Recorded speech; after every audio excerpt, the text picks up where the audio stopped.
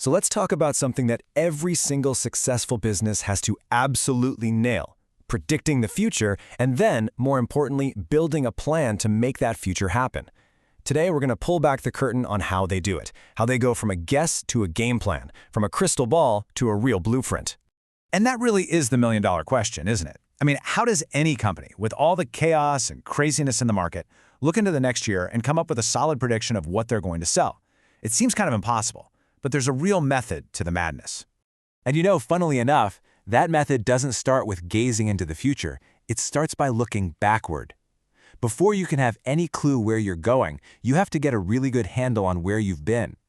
Companies dig through their own history to find patterns that can, hopefully, light the way forward. So that brings us to the first major tool in the toolbox, the sales forecast. This is the prediction part of the whole equation. It's that all-important, educated guess that kicks everything off. So what is a sales forecast really? Well, at its core, it's an estimate of what sales will look like down the road. But it's not a wild guess. It's grounded in hard data, past performance, market trends, all that good stuff. You can think of it like a financial weather report. It's honestly the closest thing a business has to a crystal ball. Okay, theory is great, but let's make this real. We're going to walk through an example with a fictional company, we'll call it Moco, and see exactly how they build one of these forecasts from the ground up. All right, here's our starting line. Moco's raw sales numbers for the last 5 years. And right away, you can see it's a bit of a roller coaster, right? Year 2 was awesome, but then year 3 took a dip. So the big question is, what does any of this tell us about what's going to happen in year 6? Now check this out, because this is where the magic starts. When you take those messy numbers and plot them on a graph, the random noise starts to fade away and a pattern, a clear upward trend, begins to pop out. See that straight line cutting through the data? That is the underlying signal we've been looking for. So how do we put an actual number on that trend? Well, for that, we use a simple but super powerful metric called the average annual growth rate, or AAGR. It's basically a way to smooth out all those crazy peaks and valleys and get one single average percentage for growth. And here's the math in action. You can see we just calculate the growth rate for each year. Some are high, like that 15% and 16.7%, and one was even negative. But we just add them all up, divide by 4, and boom! Moco's average annual growth has been 9.0%. So that becomes our first draft, our starting point forecast for year 6. But, and this is so important, the math is just the beginning. A spreadsheet doesn't know what's happening in the real world. A purely mathematical forecast is, well, just a number. Managers have to come in and layer their own expertise, their own knowledge of the market, right on top of it. And this slide shows that perfectly. See, Moco's management knows something that the historical data doesn't. They know they're about to cut their sales budget by a quarter, and they know a new competitor is about to enter the market.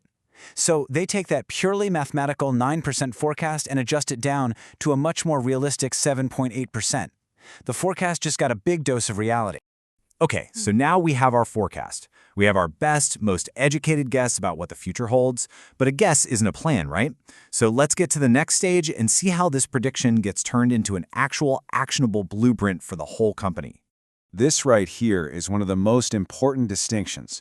A forecast is passive. It's what you think might happen. A budget, on the other hand, is active. It's a commitment. It's the company planting a flag and saying, this is our target and this is what we will do to hit it. It's the difference between predicting rain and actually building an ark. And that's where the sales budget comes in. And this is not just some document for the sales team. As we're about to see, this is the foundational document, the absolute cornerstone for the company's entire annual plan, something that's often called the master budget. You see, a forecast might just be one big number, but a budget gets incredibly specific. Just look at this thing. It breaks down exactly how many units they plan to sell, at what price, for every single month. And notice in June, they're planning to cut the price from 400 down to 380. They expect that'll help them sell more units. That is a plan, not just a prediction. Okay, so why is this one document so incredibly important? Because it doesn't just get filed away. The sales budget sets off a huge chain reaction, a ripple effect that touches every single part of the organization. I mean, this quote from the source material really says it all. The sales budget is the starting point for the massive cycle. It's the engine that drives the creation of the master budget, which is the big, comprehensive financial plan for the whole company. Just think about it for a second. The production team, they need the sales budget to know how many widgets to make. Human resources, they need it to figure out their hiring plan. The marketing team, they need it to set their advertising spend. Every single department's plan is built on the foundation of what's in that sales budget. All right, so given how critical this thing is, here's a little quiz for you. A company makes all kinds of budgets, right? Production, expenses, manufacturing, the whole shebang.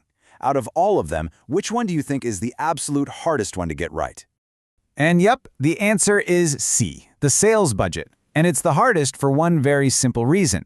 All those other budgets are internal. They depend on the company's own decisions. The sales budget is the only one that depends entirely on the outside world, on what customers, competitors, and the economy are going to do. And that is way harder to predict. So you got to think of it like this. The sales budget is the first and most important domino in a very long line. If that number's off, every other budget that comes after it, production, staffing, marketing, you name it, is going to be off too. The entire company's plan for the year rests on getting this one forecast right. And that leaves us with one last and pretty critical question.